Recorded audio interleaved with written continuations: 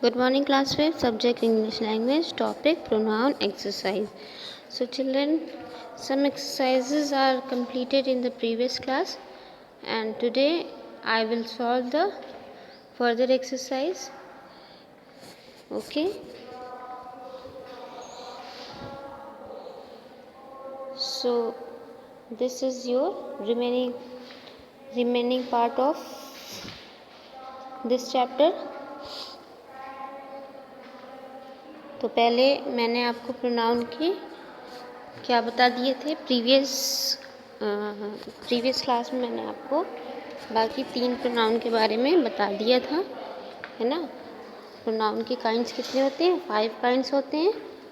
मैंने आपको प्रोनाउन की 3 काइंड्स पढ़ा दी थी। पहला था पर्सनल प्रोनाउंस, दूसरा पॉसेसिव प्रोनाउंस, तीसरा रिफ्लेक्सिव प्रोनाउन। आज पढ़ेंगे हम डेमोन्स्ट्रेटिव प्रोनाउंस।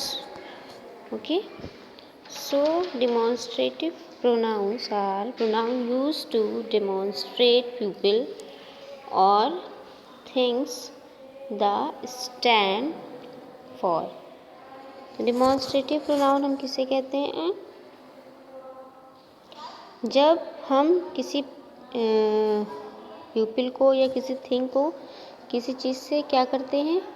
इंडिकेट करते हैं। जैसे for example this is my house, है ना। तो दिस आपका क्या हो गया? ये डेमोन्स्ट्रेटिव प्रोनाउन हो गया।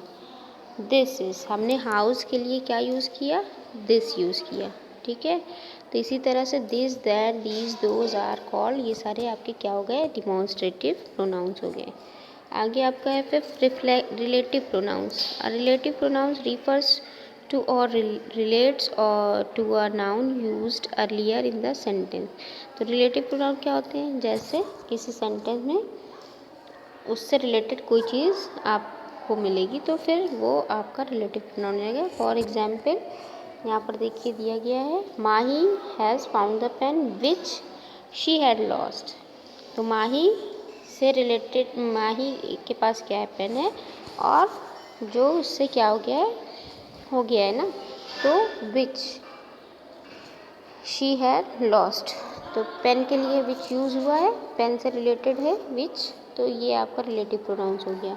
रिलेटिव प्रोनाउंस में आपके who, which, whom, whose, what, whatever, that are called relative pronoun. ये सारे आपके क्या हो गए? रिलेटिव प्रोनाउंस हो गए। तो चलिए एक्सरसाइज करते हैं। एक्सरसाइज ABC मैंने कंप्लीट करा दी थी। ये आज डी एक्सरसाइज है। Fill in the blanks with suitable demonstrative pronounce.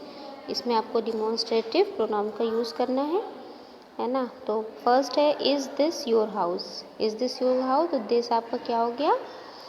Demonstrative pronoun. Second है this is my chocolate ice cream.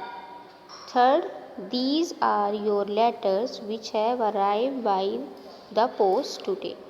Fourth है those are my classmates in the playground. Fifth, that is your tiffin box. Clear है? पहले में this, दूसरे में these, दूसरे में this, तीसरे में दीज, चौथे में दोज और पांचवें में दैट, ठीक है। फिर ई एक्सरसाइज पर चाहिए, circle the correct relative pronouns in the following sentences. इसमें आपको 2 प्रोनाउंस दिए गए हैं, इसमें आपको करेक्ट प्रोनाउन पे टिक करना है।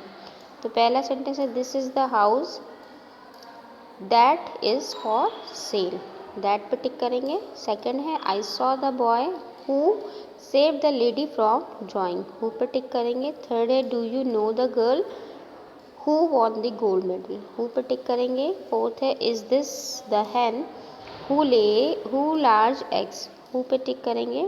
फिफ्थ है do you know whose car that is, इसमें आप हुज पे टिक करेंगे। क्लियर है? आपका ये सिक्स्थ एंड लास्ट प्रोनाउन है इंट्रोगेटिव प्रोनाउंस। इंट्रोगेटिव जैसा कि सभी जानते हैं कि जहाँ पे क्वेश्चन पूछा जाए वो हमारा कौन सा होता है? क्वेश्चन वर्ड है, तो वो हमारा इंट्रोगेटिव प्रोनाउंस हो गया ना। Interrogative pronouns are pronouns that are use for asking question, इसमें क्वेश्चन पूछा जाता है। For example who is your class teacher, तो हु इज़, हु आपका क्या हो गया, इंट्रोगेटिव प्रोनाउन हो गया. So who, whom, whose, what, which are called interrogative pronouns. Clear है. So let's start the exercise. F. Tick the correct interrogative pronouns. First है what is in your bag. यहाँ पे आपको दो इंट्रोगेटिव वर्ड्स दिए गए हैं, लेकिन आपको करेक्ट वर्ड पे टिक करना है. पहले पे वॉट लगेगा. सेकंड है आपका who is your daughter among these. Who पे टिक करेंगे. थर्ड हुम आर यू वेटिंग फॉर, ना, तो इसमें हुम पे टिक करेंगे. फोर्थ है whose book is this. Whose पे टिक करेंगे. फिफ्थ है आपका who was appointed captain to the cricket team. इसमें हु पे टिक करेंगे. सिक्स्थ आपका है who which is your book. Sixth में आप विच पे टिक करेंगे. ठीक है. सेवेंथ आपका है whom you are going to the market. तो सेवेंथ वाले में आप हुम पे टिक करेंगे. Okay. So this chapter is complete now today. Okay, all the exercise are completed. So all the exercise done in your copy. Okay, I hope you can understand very well this chapter. So practice at home all the sentences. Okay, thank you.